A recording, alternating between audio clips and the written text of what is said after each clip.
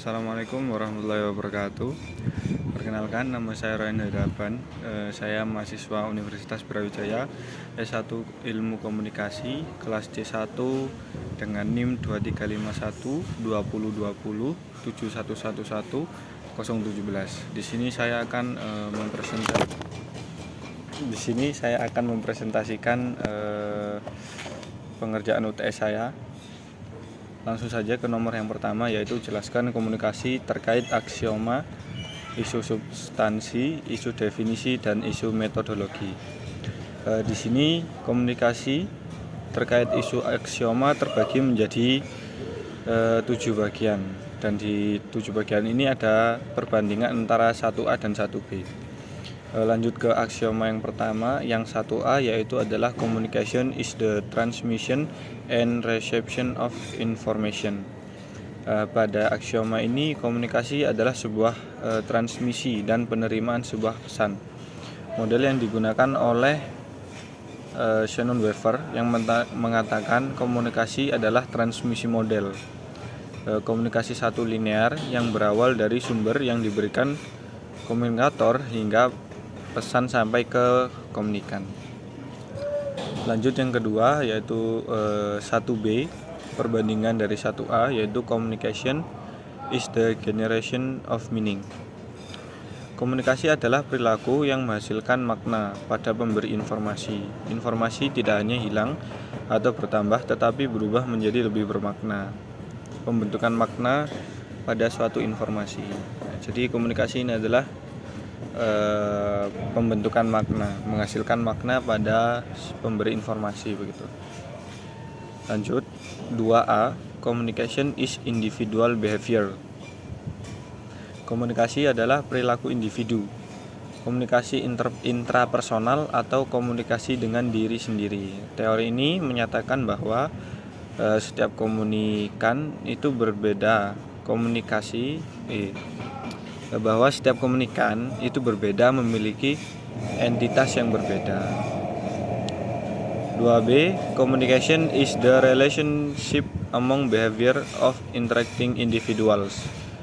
Komunikasi adalah hubungan interaksi antar individu, sebuah pola yang muncul dari suatu perilaku timbal balik, contoh hubungan antara karyawan dan atasan. Lanjut yang ketiga A, human communication is unique. Komunikasi yang dilakukan oleh manusia ini bersifat khas. Setiap manusia memiliki cara ciri khas masing-masing berbeda. Sebagai contoh, ini mengungkap keunikan pada figur, seperti kita mengambil contoh Pak Soekarno ya. Bagaimana beliau menulis sesuatu kata-kata, perilaku beliau seperti itu.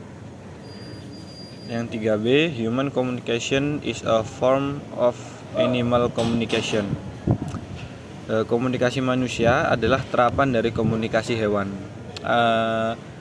Ini menganggap perilaku simbolik komunikasi manusia adalah produk dari otak yang berevolusi dan mungkin berawal dari hewan seperti lumba-lumba atau simpanse. Lanjut ke 4A, communication is processual. Communication adalah sebuah proses yang dilakukan antara pemberi dan penerima.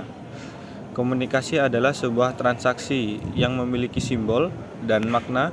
Dari simbol itu bersifat dinamis, berubah dari fungsi penggunaan sebelumnya dan dari perubahan persepsi.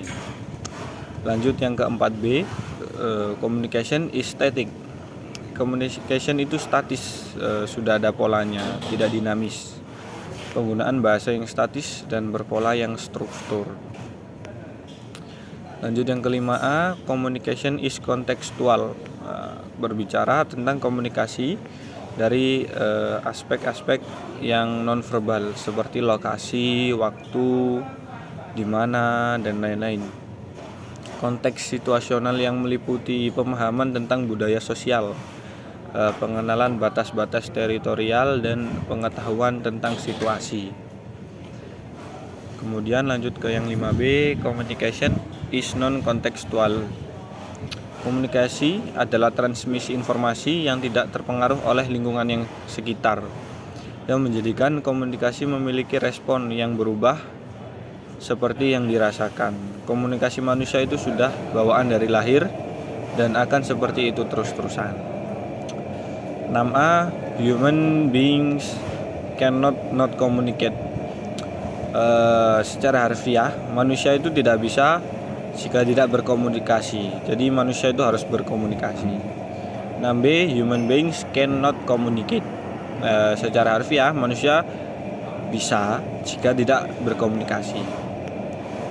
7A, communication is ubiquitous and powerful force in society.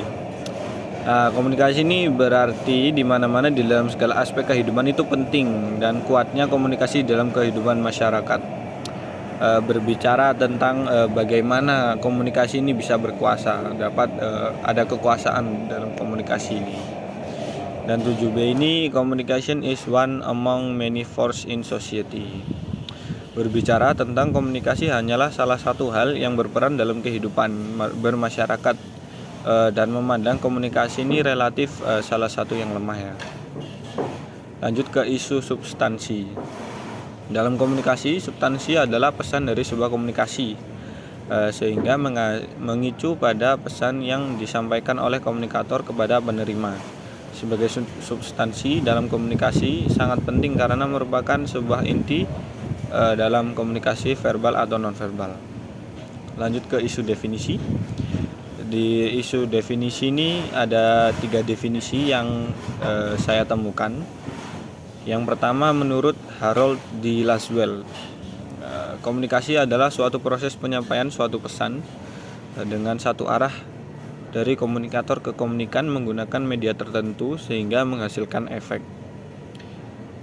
Untuk definisi menurut Stewart L. Tubbs dan Sylvia Moss, komunikasi merupakan proses pembentukan makna di antara 2 orang atau lebih.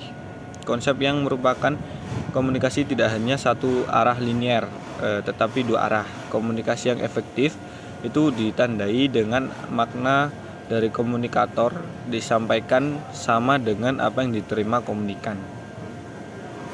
Menurut E.T. Hall, budaya adalah komunikasi dan komunikasi adalah budaya.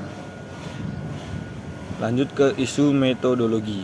Isu metodologi adalah suatu teknik metode yang dilakukan dalam penelitian tentang segala aspek komunikasi. Metode yang sering digunakan antara lain adalah survei atau wawancara, penelitian kualitatif dan kuantitatif, dan angket ya. Lanjut ke sejarah perkembangan komunikasi. Komunikasi pada abad 5 Masehi sebelum Masehi untuk pertama kali itu dikenal suatu ilmu yang mengkaji proses pernyataan antara manusia sebagai fenomena sosial. Nama ilmu ini adalah retorik yang berasal dari bahasa Yunani lalu berkembang di Romawi dengan sebutan retorika. Munculnya akta diurna, pengumuman berisi kegiatan senat dengan cara ditempel di tempat pengumuman yang dikerjakan oleh Gaius Julius Caesar 100 sampai 44 sebelum Masehi. Hal ini merupakan cikal bakal kegiatan jurnalistik.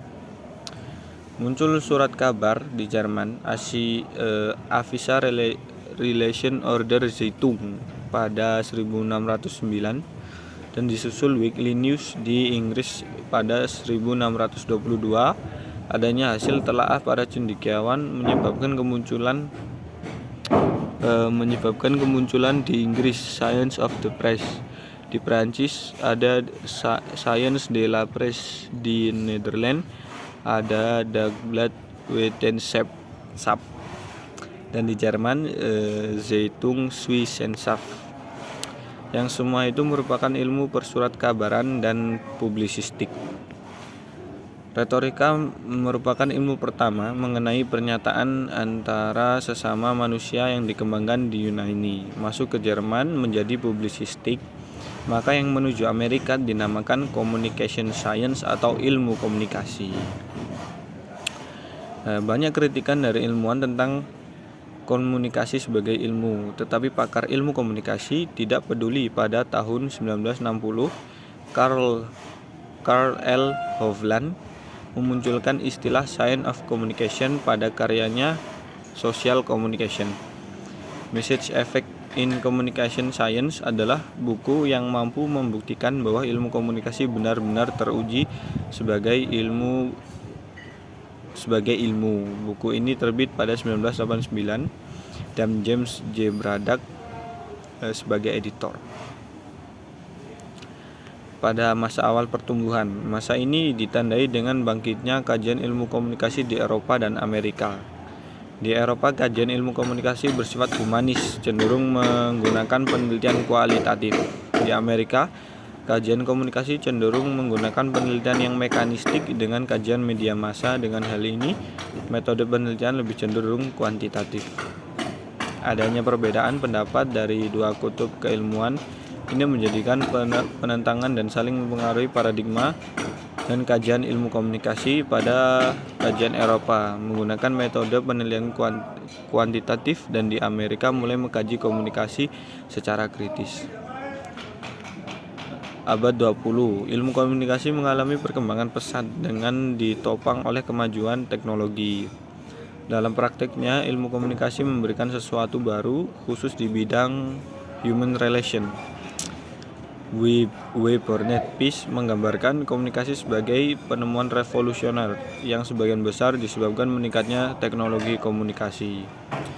Contohnya peningkatannya ini seperti radio, televisi, telepon, satelit, jaringan komputer, dan lain-lain. Pada dekade 40-an, pada saat Amerika menghadapi peperangan Nazi ketika itu mengeluarkan ancaman untuk memperluas kekuasaannya. Kemudian kebutuhan untuk pemerintah pertahanan untuk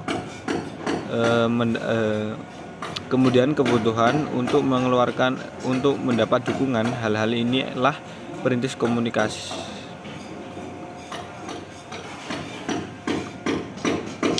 Pada dekade 40-an, pada saat Amerika menghadapi peperangan, Nazi ketika itu mengeluarkan ancaman untuk memperluas kekuasaannya. Kemudian kebutuhan untuk mendapat dukungan. Hal-hal inilah perintis komunikasi. Banyak ilmuwan yang dipanggil pemerintah pertahanan untuk kepentingan peperangan ini. Figur-figur tersebut antara lain Paul F. Lazarsfeld, Hovland, Laswell, Barrelson, Shannon, Schramm, dan sebagainya. Tokoh-tokoh inilah yang nanti dikembangkan oleh Schramm menjadi figur ilmu komunikasi. Lanjut ke abad 21. Dalam era digital, perkembangan teknologi komunikasi seperti internet dan media sosial telah mengubah lanskap komunikasi manusia secara signifikan. Ilmu komunikasi terus berkembang dengan pemahaman tentang komunikasi online, media sosial, propaganda, dan isu-isu komunikasi yang ada yang terkait dengan teknologi baru. Lanjut ke mazhab-mazhab ilmu komunikasi. Ntar saya izin minum dulu.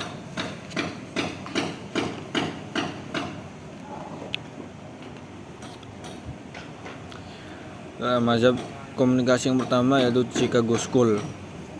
Mazhab komunikasi ini berasal dari Amerika Serikat dengan positivisme empirik, menitik beratkan penelitiannya pada pemecahan masalah seperti itu ya. Tokoh-tokoh mazhab Chicago ini seperti Robert Park, Harold D. Laswell, kemudian Bernard Barrelson, dan lain-lain. Lanjut ke mazhab Columbia School.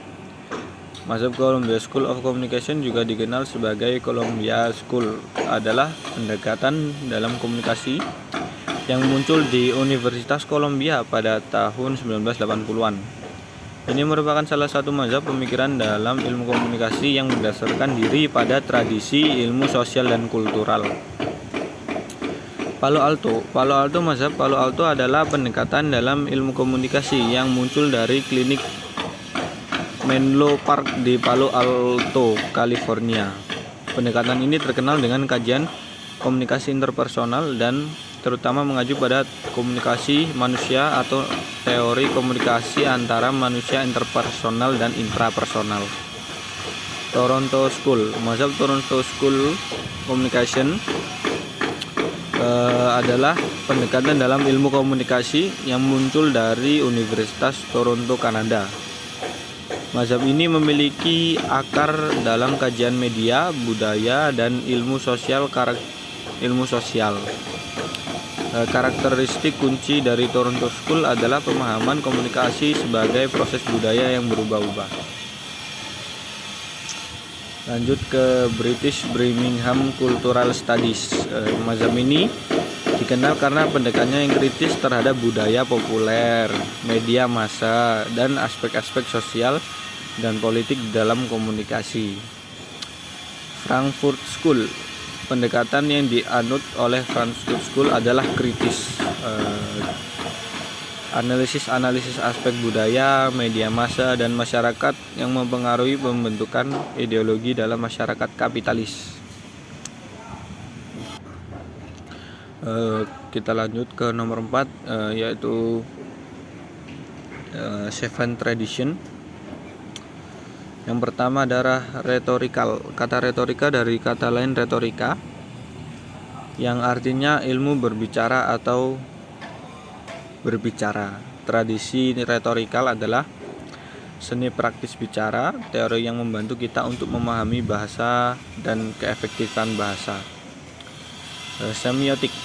Semiotik ini adalah bagian berdasarkan kehidupan dan mempunyai makna. Jadi mengkaji tentang makna yang terbantu oleh sebuah media dapat dimengerti dalam proses komunikasi melalui pengalaman hidup. Fenomenologi pada mulanya merupakan kajian filsafat dan sosiologi. Dapat diartikan sebagai filosofis yang berfokus pada analisis perwujudan kesadaran manusia. Fenomenologi juga berusaha menemukan makna dalam pengalaman. Arti dari apa yang kita alami tergantung pada reaksi kita terhadapnya. Jadi belajar tentang pengalaman manusia ya. Tidak memiliki teori, tidak ada hipotesis, tidak ada sistem. Berfokus pada analisis perwujudan kesadaran manusia.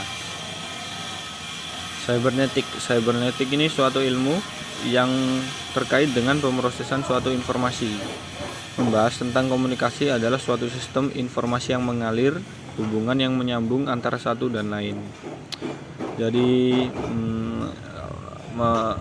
komunikasi ini adalah proses pemrosesan suatu informasi gitu. Tersambungnya informasi yang mengalir ke satu orang dan orang lainnya. Sosiopsikologi merupakan studi ilmiah yang membahas tentang cara suatu individu berpikir, bertindak, dan merasakan di dalam situasi sosial bermasyarakat. Sosial kultural komunikasi adalah proses terbentuknya masyarakat dalam lingkup yang besar, membantu seseorang dalam menempatkan dirinya sebagai seorang individu dalam anggota kelompok. Krisis ini komunikasi adalah hubungan yang terjadi dengan ditandai adanya grup kuat yang menggunakan terhadap grup yang lemah, menggunakan kekuasaan di sini. Lanjut ke paradigma ilmu sosial dan ilmu humaniora. Paradigma ilmu sosial ini dibagi ada 3, paradigma fakta sosial, paradigma definisi sosial, dan paradigma perilaku sosial.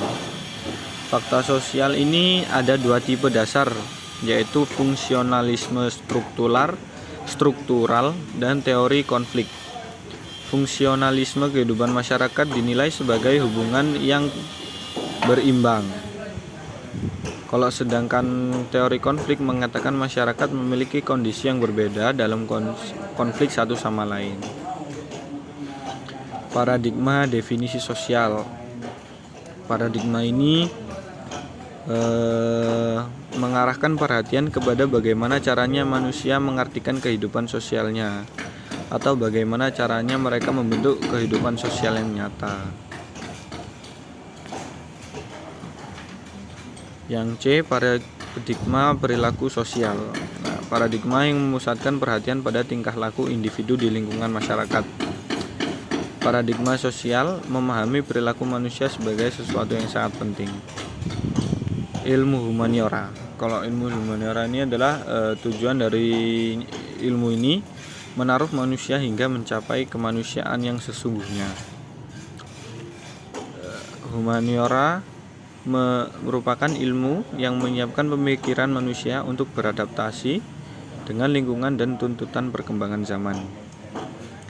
Kemudian paradigma modern ada 3 di sini: positivisme, interpretatif, dan kritis. Positivisme ini cara berpikir eksakta ya, kausalitas, seperti contohnya ini hukum Newton, pasti gitu ya, sudah pasti.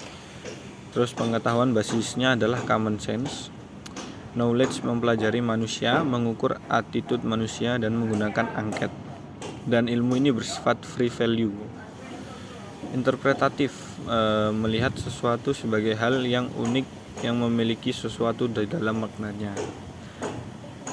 Paradigma kritis menganggap paradigma sudah ada formatnya. Paradigma ini hampir sama dengan positivisme, tetapi merupakan ilmu yang tidak value free. Ada 2 pola yang harus ada yang mendominasi dan ada yang lemah. Kemudian postmodern ini paradigma postmodern, kritikan dari golongan muda terhadap golongan tua yang konservatif. Paradigma yang menganggap teori sebelumnya memiliki catatan berpikir yang bertanggung jawab kepada kehancuran martabat manusia. Nomor 6, tokoh-tokoh komunikasi. Harold Laswell. Harold Laswell ini mengkaji propaganda pada zaman Perang Dunia, sejarah, dan kajian politik. Dia juga merupakan presiden Asosiasi Ilmu Politik Amerika. Kurt Lewin adalah seorang psikolog Jerman. Konsep Kurt ini berisi tentang group communication. Karl Hovland adalah seorang psikolog yang bekerja terutama Universitas Yale dan untuk angkatan AS selama Perang Dunia Kedua. Beliau mengkaji komunikasi sebagai persuasif. Paul F. Lazarsfeld melakukan metode penelitian empiris yang secara angket, observasi, dan lain-lain. Wilbur Schramm ini adalah seorang sarjana otoritas komunikasi massa. Dia memiliki pengaruh besar terhadap komunikasi linear. Kemudian Dr. Alwi Dahlan. Muhammad Alwi Dahlan ini adalah seorang tokoh politik Indonesia yang juga dikenal sebagai Bapak Ilmu Komunikasi Indonesia. Oke, lanjut ke yang nomor selanjutnya, yaitu nomor 7 tentang sejarah ilmu komunikasi di Indonesia. Tokoh-tokoh penting di bidang ilmu komunikasi Indonesia itu ada Muhammad Alwi Dahlan, Bu Astrid Susanto, kemudian Andi Muiz, dan sebagainya ya. Di Indonesia, kajian ilmu komunikasi ini banyak dipengaruhi oleh pengaruh Amerika. Pada awalnya Indonesia lebih mengenal publisistik yang berubah pada sejak dekade 70-an yang dinamakan kajian jurnalistik, yang dimana kajian jurnalistik hanya sebagai bagian dari ilmu komunikasi massa. Dr. Alwi Dahlan adalah doktor komunikasi pertama di Indonesia. Pada tahun 60-an beliau sudah berkiprah di Indonesia. Beliau mengenalkan kajian ilmu komunikasi melalui Fakultas Ilmu Sosial Ilmu Politik di Universitas Indonesia UI, dan juga melalui organisasi-organisasi seperti ISKI, kemudian Perhumas, dan terakhir menjadi Menteri Penerangan. Pada era 1980-an mulai disadari bagaimana pentingnya pendidikan formal supaya dapat bersaing untuk sebuah profesi dalam industri media yang semakin berkembang. Karena hal tersebut mulai banyak universitas di Indonesia yang membuka jurusan ilmu komunikasi seperti UI, Unpad, dan UGM. Pada tahun 1985 UI mendirikan FISIP, yang menjadi salah satu fakultas pertama yang menawarkan ilmu komunikasi hingga terus berkembang ke universitas lain yang ada di Indonesia hingga kini. Lanjut ke nomor 8, yaitu komunikasi sebagai transmisi dan sebagai ritual. Jelaskan ya. Jadi komunikasi sebagai transmisi ini adalah proses yang diciptakan dari komunikator untuk komunikan yang bertujuan untuk menyampaikan suatu informasi dengan akurat. Hal-hal yang ada di komunikasi sebagai transmisi ini diantara lain adalah komunikator, pesan, channel, noise, komunikan, tujuan pesan, dan feedback. Kemudian lanjut ke komunikasi sebagai ritual. Komunikasi sebagai ritual pertama kali dicetuskan oleh tokoh yang bernama James W. pada tahun 1992. Ia menyatakan dari sudut pandang ritual komunikasi adalah saling membagi pada keyakinan yang sama. Perwujudan dari komunikasi ritual biasanya berbentuk tarian, cerita, narasi, dan penggunaan bahasa yang simbolis. Kegiatan komunikasi ritual memungkinkan bagi partisipan yang menjalankan untuk saling berbagi ikatan emosional dan sebagai perekat keyakinan. Sekian presentasi jawaban UTS saya. Terima kasih. Mohon maaf jika ada kesalahan. Wassalamualaikum warahmatullahi wabarakatuh.